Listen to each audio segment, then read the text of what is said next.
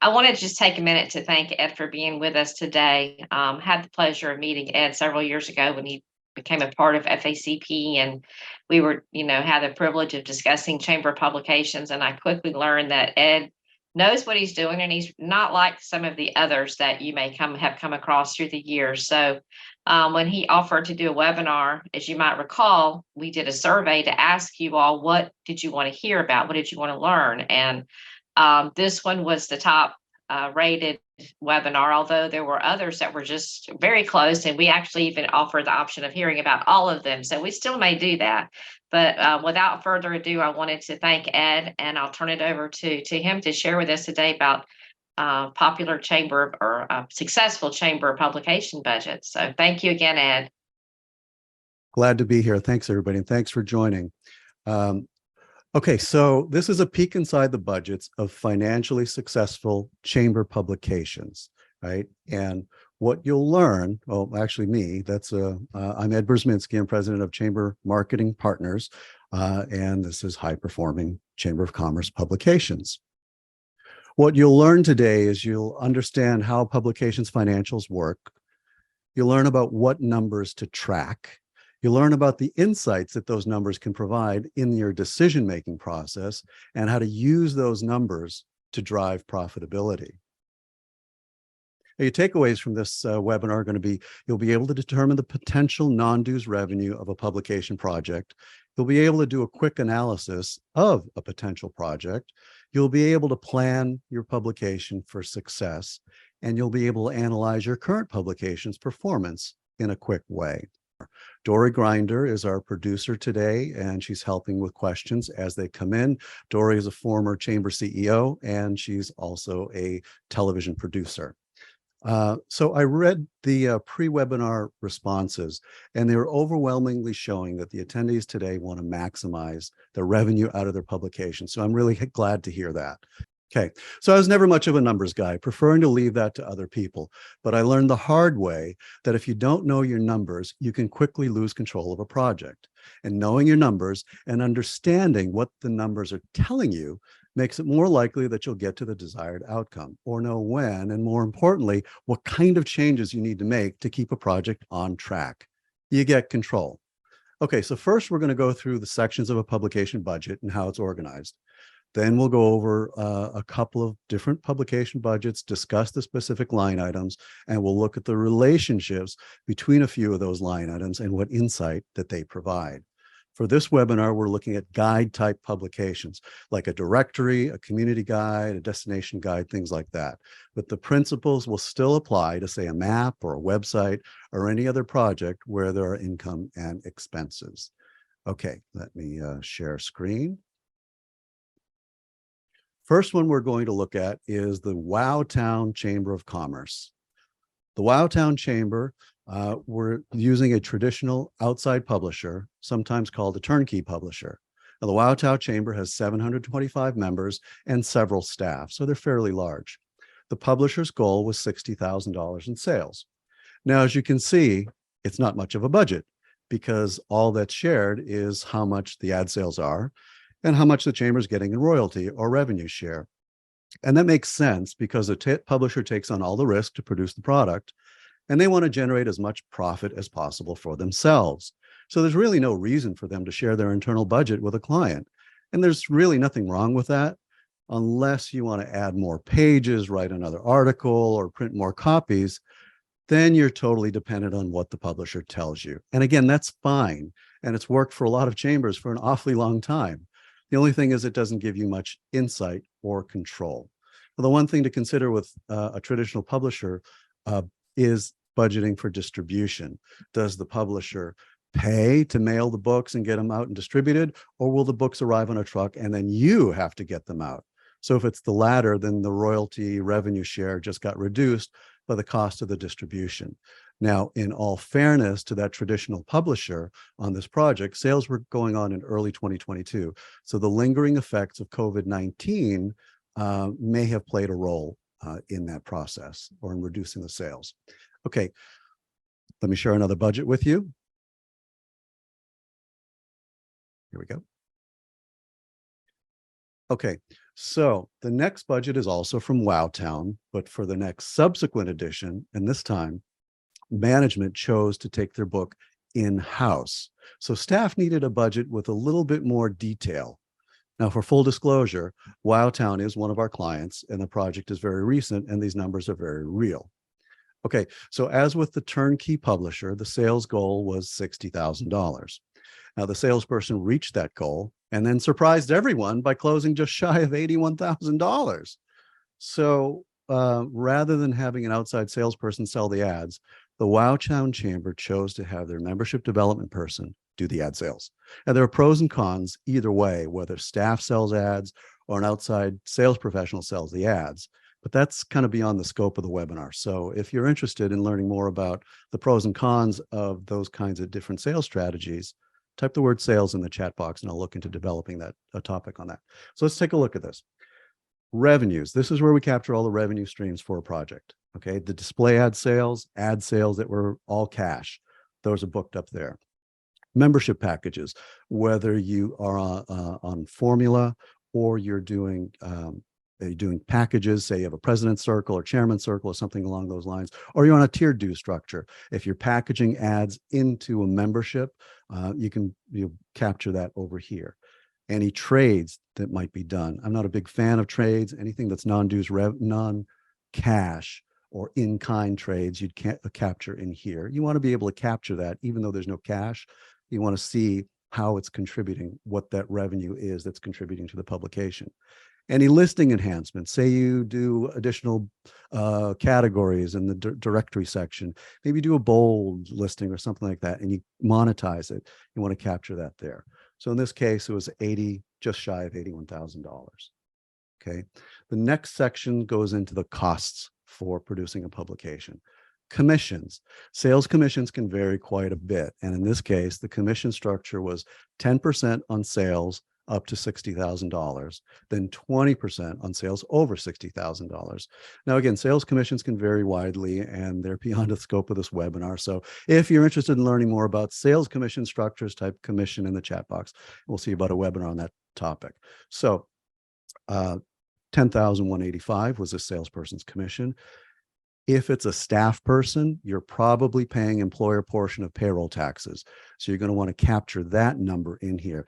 You don't have to. I like to capture it because it's an indirect expense, but it is related to the project. So we capture that amount in there. Anything that's miscellaneous, that's sales related, like maybe mileage expenses or something along those lines, those would be captured in here.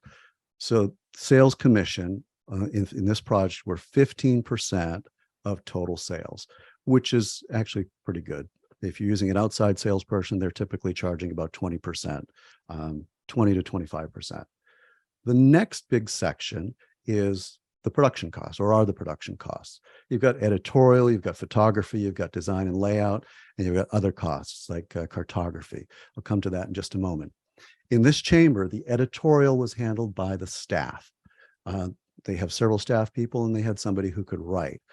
And the chamber provided all the editorial content for the previous publication to the publisher. So the chamber owned all of that content. The publisher didn't. So they were able to reuse a lot of that content that they had previously and update and bring it up to date and also write new articles. So if you're going to have to hire somebody to write, figure about between $500 and $3,000 for editorial for an outside writer, depending on if you need just one article or everything written from scratch. Photography, in this case, a photographer was paid $750 to go out and shoot a few new photos. And a lot of photos were provided by staff as well as donations from other people. There are all kinds of ways to find photos and get photos if you have a CVB or the city, or even a photo contest could be done to bring high quality photos into the process. Design and layout is actually a large expense. In this case, the chamber hired a professional magazine designer through the recommendation of their project manager, which we'll talk about later. So depending on the skill of the designer and how many designers are involved, this might range between $25 to $85 a page. Typically, that's how designers charge. They'll charge by the page. $85 is for a higher end.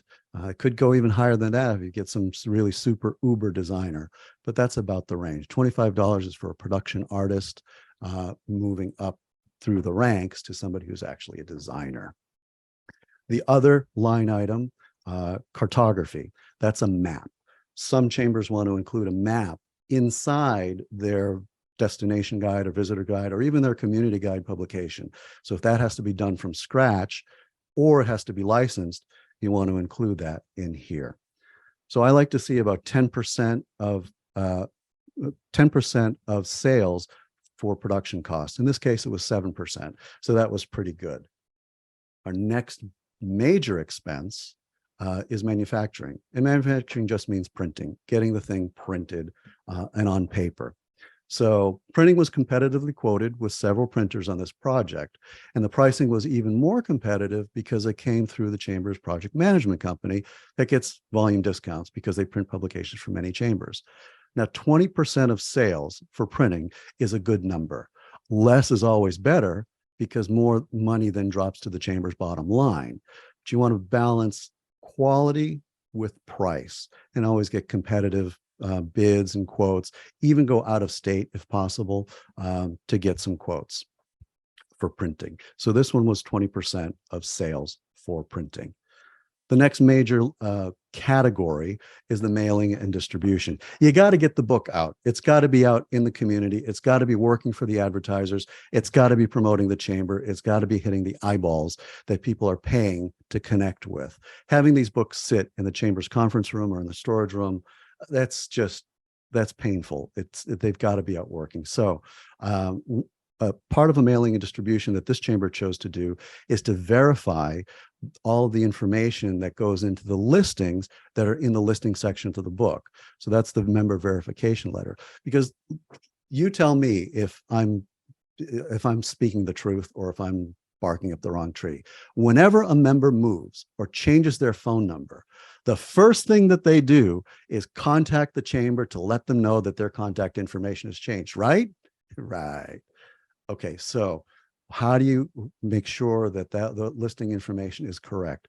Sending out a snail mail member verification letter. It's all great to do it by email, but what's the open rate? Is it 30%? If you got 1,000 members, then you get 300 people opening it, and how many actually clicking through? So you're not getting to everybody. If you send it out first class mail, it's old school, but it works, and you get the returns and all that kind of stuff. So that was part of the verification.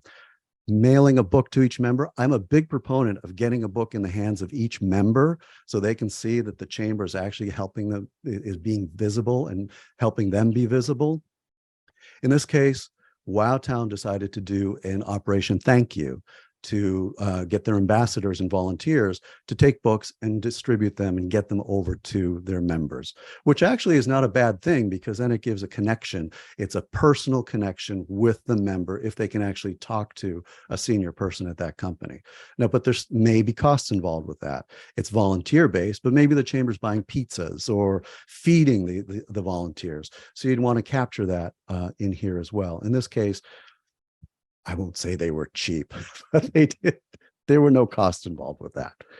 Single copy and bulk distribution, that's having a company or somebody take boxes of books and say, get them to real estate offices for newcomers, get them to the HR departments of major employers so they can use them for employee attraction purposes, getting them into clinics and doctors' offices and places where they'd be highly visible, right? Or even getting them out to the advertisers themselves.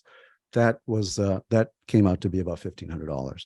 This chamber also chose to do a launch party, which is actually a pretty good idea. When the book comes out, they invite all the advertisers to come in, they invite the members to come in, hand out the books, do a kind of big hoopla around it. And ideally, they'll have contracts in their hands to get those advertisers to sign up for the next year. So we put $750 into that budget. The flip book. Having a book online, it's de rigueur. You got to have it these days. A lot of chambers choose to push the PDF of their publication online, which is good. It puts it online. But the hidden thing about that is a PDF is completely invisible to Google and all the bots. They can't see what's inside it. So you might have all the best information in there, but it's completely invisible online. Invest in an online flip book company. There's plenty of them out there. It's not very expensive. They're different tiers. This one was through their project management company that has a higher level thing where anything that's a URL is clickable. Get your publication, no matter who does it, whether you do it, your publisher does it, or anybody else does it, the designer does it. Make sure it's not a PDF, that it is in fact a true flipbook type project. Okay, mailing and distribution of this project was about 5%. So going a little bit further, total expenses were just under $38,000. It sounds like a lot. Then there's gross profit, what it costs to manufacture this whole thing, to produce the thing, not including any overhead like management. So that's total sales minus the operating expenses, gives you that gross profit number. 53% is pretty good. Anything over 50% is pretty good as far as a gross profit. Then you get into overhead. You got to have project management. Somebody's got to manage the thing, whether it's a staff person, whether it's an outside company. Management is overhead. The chamber could have utilized staff to manage the project, but publishing is not typically a chamber's core competency. So Wowtown chose to hire a professional publishing project management firm instead, a firm that specializes in Chamber of Commerce publications, Chamber Marketing Partners. So this number will vary depending on who's hired and whether it's an individual or a company. Now, some chambers don't choose to go to this length, but to be even more accurate, some chambers want to account for the cost of staff time. There is an opportunity cost of diverting staff to this project away from actually running the chamber. And it's also an accounting strategy to reduce UBIT exposure. UBIT, unrelated business income tax. Let me get to that in just a moment. Chamber profit. I'll come back to UBIT. Chamber profit is what the non-dues revenue contribution of the project is to the chamber after all expenses. So look, in this case, 28% return on sales. That's 3 times more than the 10% or so that the traditional publisher generated. Now, wait, let me do another share. I'm going to show you a comparison. Here we go. Okay, traditional versus what they did in-house. Side by side, you've got the expenses, you've got all that kind of stuff. Going down to the bottom. $4,800 from the publisher. Some provide more than 10%, but that's typical. To $22,000 or 28% return. That's almost $18,000 more of cash to the chamber and almost 5 times more return on sales to this chamber. So now, unrelated business income tax. Because publishing is not a core business of a chamber of commerce, anything that comes in, any profit that comes in unrelated is taxed at a different rate. Now, I'm not a CPA, we're not CPA, so talk to a CPA about ways to reduce your profit, but applying staff time to the project is one way of doing it. Now, again, talk to a CPA to see how you can do that. So if you are tracking staff time, you'd simply add it below management and you'd subtract it from sales, giving you a reduced chamber profit number. Okay, let's talk about some of the relationships that these things, these numbers are showing you and can provide. Let's see, I'm going to share the PowerPoint again. Okay, so here, pro tip, ad sales versus membership count. This is a way to estimate ad sales, the way I've been using for years.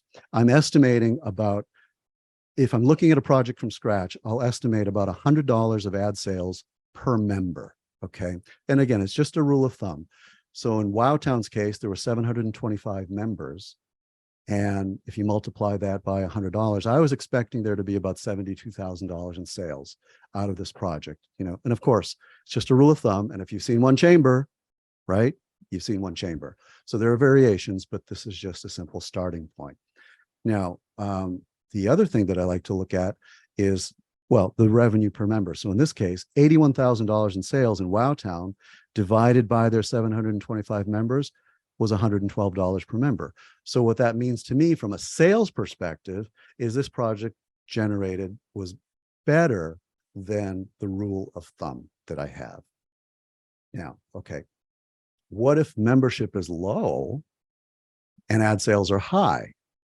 Well, that's interesting. So we have one client where there are only 325 members.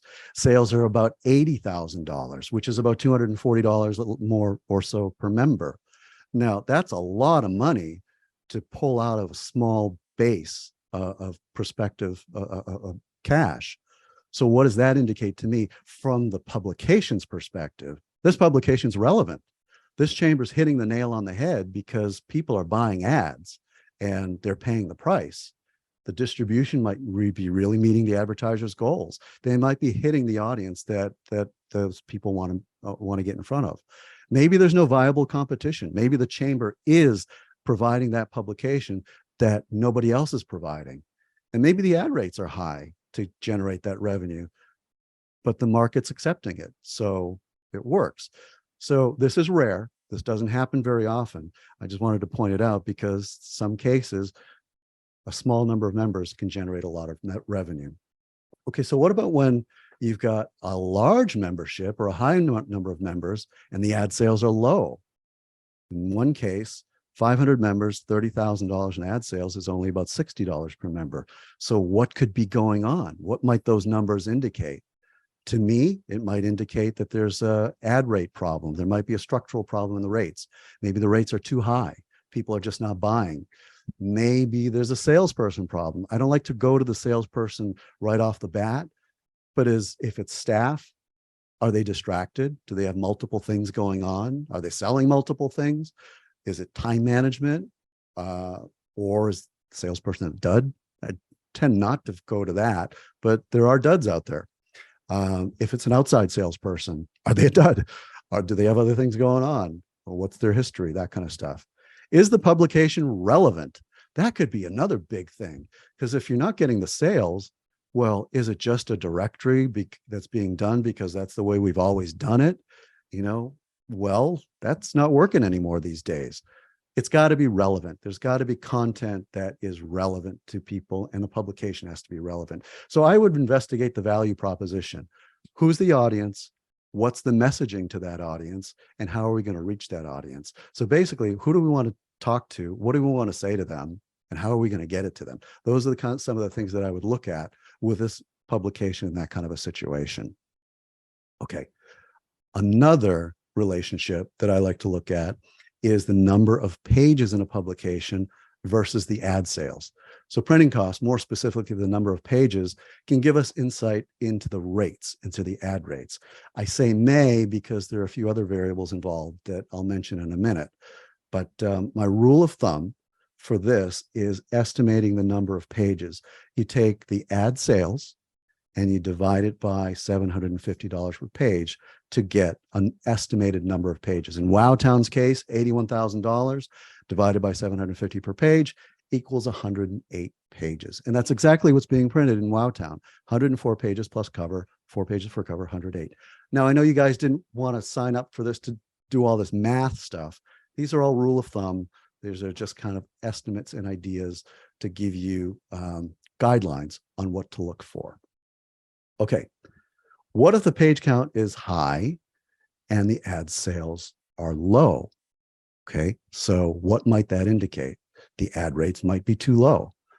What does that mean? How do I figure ad rates might be too low? If you're selling ads at a low price, people are buying a lot of ads. So that means you need a lot of space to fill those ads. So you need pages to fill those ads. So that's something to look at. Maybe there's too much editorial. Maybe you're just writing, or somebody's writing a whole bunch of stuff that nobody's really interested in reading, or maybe you can cut it down. Maybe it's irrelevant stuff. Who knows? Okay, I'll say this. Is it a picture book of board members, which board members really like, but does the audience really care to see that? Stuff like that. Is it fluff? Is it necessary? Is it too much? Is it stuff that can be cut out? Too much information in the directory listing sections.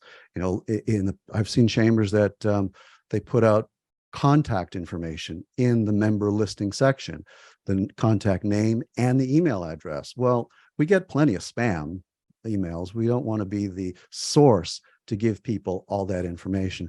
That's some kind of stuff that might be too much information in the listing sections. I've seen some chambers do a category section, an alpha section, and a who's who section. Well, that was great 20 years ago. These days, people like to remain hidden unless there's a reason for it. So maybe the number of members is high when you have a lot of pages, which, that's great. Maybe you have 1,000 or 1,200 members, but if you only have like 50 pages, you ain't going to be fitting. I'm sorry, if you have 1,200 members, you'll have a lot of pages. So you're filling a lot of space with all those members. In that case, I'd go back to the value proposition, revisit the ad sales versus the member count relationship, because the sales are underperforming and you should have more sales to accommodate all of those pages. Okay, let's look at one more relationship that the budget is able to show.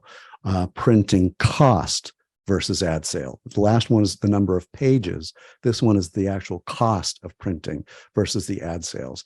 And again, it's a pro tip, it's a rule of thumb, 20 to 25% of sales or less is good. Okay, so if it's not, are there too many pages? Are the pages being efficiently set up for the printing equipment? You can ask the printer, how many pages should I have to be most efficient on your printing press? Are we doing too many copies? Is the quality too high? A lot of chambers think that they want to have a really thick cover and that gives the impression that it's a higher quality. Well, really then it goes back to who's your audience. If it's a visitor's guide and it's a 1 or 2 time use, a thick cover isn't going to be effective. It's not going to make a difference to that particular audience. So maybe that's an extraordinary expense that might be reduced. Do you have buying power, or are you paying retail? Are you a one-shot customer, or are you doing volume? Or are you going through somebody that does a lot of volume, or are you just kind of going with somebody local that can do it, but their equipment doesn't match what you need and their price is higher? So there's a lot to consider with printing, again, and way beyond the scope of this webinar. So type printing in the message box if you want to learn more about that topic. Okay, I know I'm going really quickly, but I'm going to ask you guys to take a quiz. With all the stuff that I have gone through, I know you're chamber pros. You've absorbed everything and you're ready to do this. So here's a scenario. This chamber has 640 members. Their sales on their book was $46,000. They have 80 pages plus the cover, so 84 pages in a book. They're printing 17,000 copies, and their printing cost is $24,000. What can you tell me about this situation? Throw some things out there. Put them in the chat. Anybody? You can utilize the Q&A for this, everyone. Oh, Q&A.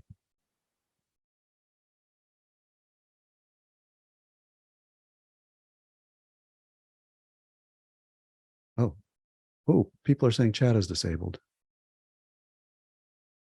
Okay, well, here's what I'll tell you.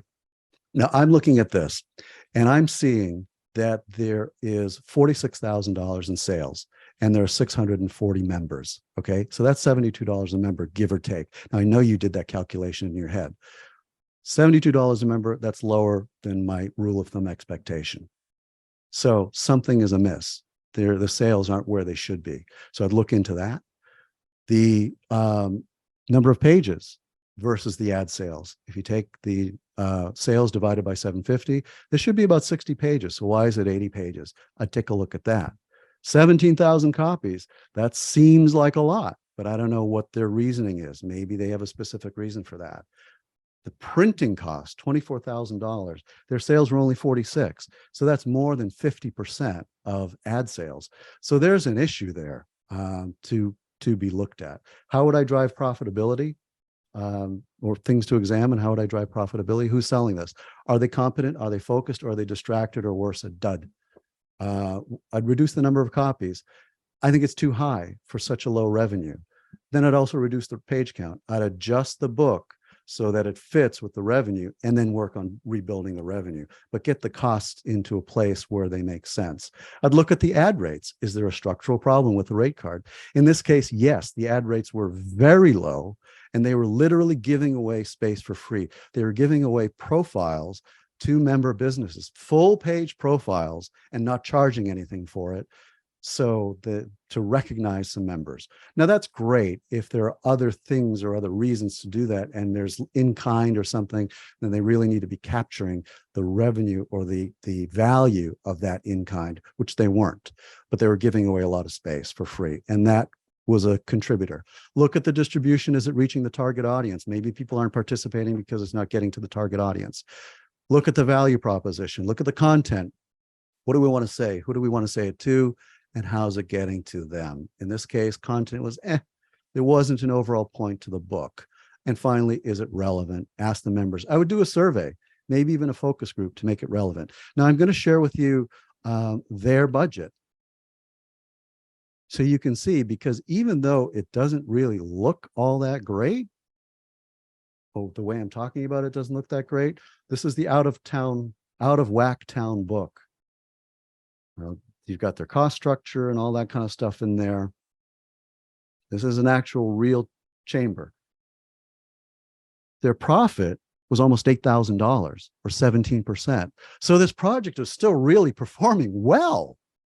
I'm just looking at it and saying, it can do better.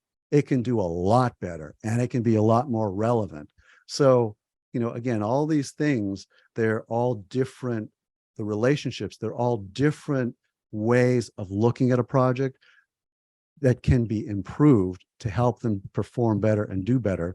But even this out of whack project was still performing way better than what a traditional publisher project could generate. Okay. Last thing. Back to here. So high performing publications start with a comprehensive budget. They generate healthy financial returns. They have a clearly defined audience, message, and a distribution plan, and they make adjustments based on those budgets. They're able to make those changes. So using a budget captures all the revenue streams and the expenses. You get full information to make good decisions, which helps you determine how much revenue a publication could generate. Can plan for financially successful publications. You can make changes and adjustments to drive profitability, and you can determine if publishing a project is worth doing or not, or even if it makes financial sense to bring a publication in-house. It's not as scary as it sounds. I'm Ed Burzminski, president of Chamber Marketing Partners. We help chambers take control of their non-dues revenue, promote their members, tell compelling stories. And did I mention generate non-dues revenue?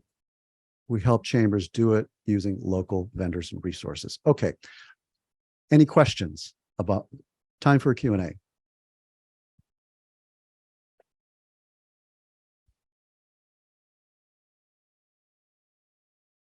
Ed, I'll start with, one just popped in. Okay. Oh, you got a thank you from Allison Snyder.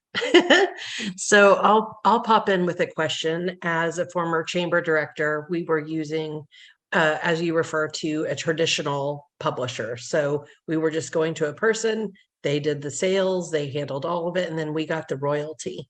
At the time, we had asked that printer to be a member because that felt fair, sort of in chamber world. So how does that work when working with someone like you? Because it seems more like the chamber's in sort of that lead position. So how would you handle that? So that's a good question. So we as a company, Chamber Marketing Partners as a company, we do a very small number of turnkey projects, the traditional publisher projects with the royalty.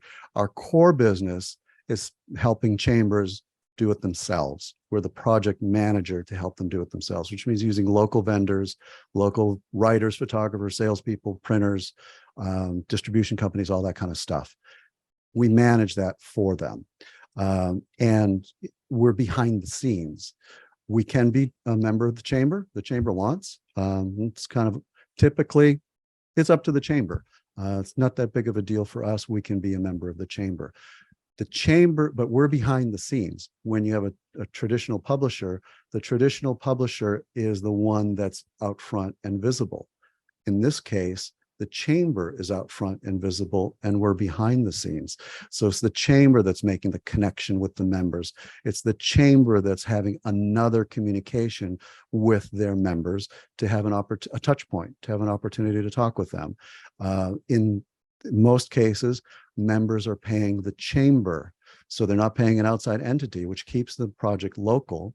It gives the chamber more of an opportunity to monitor total member investment in the chamber, because the chamber's billing and the money comes to the chamber. So you can look at a member and say, oh, what have they invested in the last 18 months? Maybe we can create a package for them. Maybe we're not tiered dues revenue. We can create a package for them. So that's the long answer to your question. Yes, That worked. we become Yeah. a member of the chamber if the chamber wants to, but Yeah. we're behind the scenes, and we help the chamber look good. Yeah. And it looks like that was actually Debbie Cotton's question. She said, you manage in-house publications, ? And apparently your answer just answered that. So yeah, I would say that that's sort of the difference in working with a chamber, a management company like yours versus that traditional publisher. Very much so. And I've been serving chambers of commerce for 30 years. So it's really not about the business and selling anymore. It's about sharing this information. I personally have gone through the WACE's Academy program. I'm the only vendor, to my knowledge, that they've allowed to go through that, because I wanted to understand what makes a chamber work, what issues and needs a chamber has, and how the non-dues revenue component, how we can fit in and help. And it's more about sharing information now and helping. In-house publishing sounds like a lot, but when you have a project manager that's helping with that project, there are so many different ways that it can be nuanced and done, from a small staff to a large staff. And you could see what the numbers look like. They're very compelling. I didn't mean to pitch about us, but you asked. Debbie asked, yes. One of the other things I've noticed with working with you, and you just mentioned it in that answer, was an advertiser. Since the chamber is doing it in-house, an advertiser actually writes their check to the chamber. So that's good for your touch points, and a member is always going to trust it more when it's going to back to the chamber. They're going to feel better about it. The chamber handling the project and handling the way it is, because if it's going to XYZ printer somewhere else, they're like, no, wait, what? That seems confusing. So I think it's great when the check can go straight to the chamber. You're right about that too. And there are pros and cons to having the chamber staff sell ads. When staff is able to sell ads, and in Wowtown's case, staff did sell the ads, it creates that opportunity to sell year round, where you don't have to wait for ad sales period to open.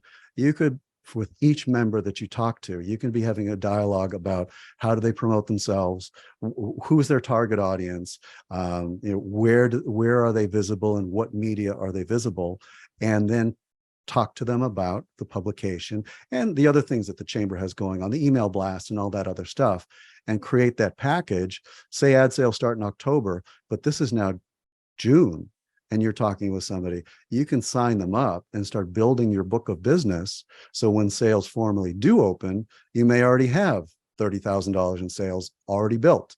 And then you're starting from a higher platform than you would have if you had waited until ad sales start. Nothing wrong with waiting until ad sales start. This is just one of the pros of having chamber staff being able to sell. Camilla Long doesn't necessarily have a question, but she said thank you, and she was just considering bringing their directory in-house. So it sounds like really good timing on the topic of this webinar. So thanks, Tammy, for being of good service to Camla. I said Camilla, so Camla. I hope that was helpful. I want to bring up something along that same line. Having been a chamber exec myself, and in an unusual situation that we were publishers, our chamber was, we did a yellow pages, but we also did our membership guide. And you mentioned having your sales staff or your chamber staff sell ads. And if you have the right people, as you said, no duds, it also gives your staff an incentive to make more money, which is always a great thing for staff retention. So, if you can get the right people, what we would do is what you said, Ed, we would have our sales staff go out, and when they were talking to potential or current members, they automatically talked about our directories. And that was just part of our package that we talked about. And it became, if they couldn't sell one, they'd sell the other. And oftentimes they sold both. So I think it's a good way to incentivize your staff. It is. It is a good way for staff to make a little extra income. And who doesn't want to make a few extra bucks these days, right? And part of our model, okay, I'll share what we do. We provide sales coaching as well. So when chamber staff is selling, we do our ad sales huddle once a week or once every other week to talk about how sales are going, help overcome objections, work through those issues and time management issues, because especially chamber staff, you got to deal with this member, you got this coming through the door, you got the CEO coming into your office all the time. How are we doing on this? And sitting and wanting to talk, right? So time management is a very critical component. I even had one membership person, I told her, okay, make a sign, put a piece of tape on it, in sales, put it on your door and shut the door. I'm selling, leave me alone. It's just all the things that we have to deal with. And, I've been around chamber people long enough, 30 years. I know it's squirrel, right? There's a lot of that goes on. So it can be challenging, but it can be done in a successful way. And then again, the nice pro about having chamber staff sell the ads themselves is you're talking about value. It's a value proposition because you're engaging in a dialogue about what that member needs. You don't pitch. If you go in and pitch, you're guaranteed to lose. You have to ask questions and know what their needs are. You can't solve a problem if you don't understand what the problem is. And that's 90% of sales. You're solving a problem. You're not out there selling and pitching. That's a formula for failure. So by having staff do that, staff has another reason to contact and dialogue. The revenue that comes in goes to the chamber's top line, which helps the chamber's budget, right? So the board is happy, the finance committee is happy. Of course, you got the expenses that go along with it, but at least initially it's a big bump. So anyway, there's all kinds of, I'll get off my soapbox because I'm really passionate about this stuff. Hey, I had a couple more questions or comments. Looks like Jean from Tarpon Springs Chamber. Hey, Sounds Jean. like they just signed on. And she literally said exactly what you said. Actually, before you said it, she said, I'm feeling great about how organized you are with the project management component. Keeps those of us with squirrel tendencies on target. I'm looking forward to it. So again, great match. That's awesome. Here's a couple more things, Allison. When we have done it in the past, the chamber staff received 10% commission. So that seems like that was on target. And then a question from Debbie Cotton, will Ed be at the FACP annual conference? I am so looking forward to Atlantic Beach. It is going to be fun. That is awesome. So if there's more questions, pop them in that Q&A box. But at this point, we have tackled all of them. Okay. Sounds good. Chambermarketingpartners.com. If you want to get in touch, you want to peruse, see what we do. And that's a way to contact me through Tammy. We'll see you at the conference. Check out our other videos on the types of publications you might consider for your non-dues revenue project.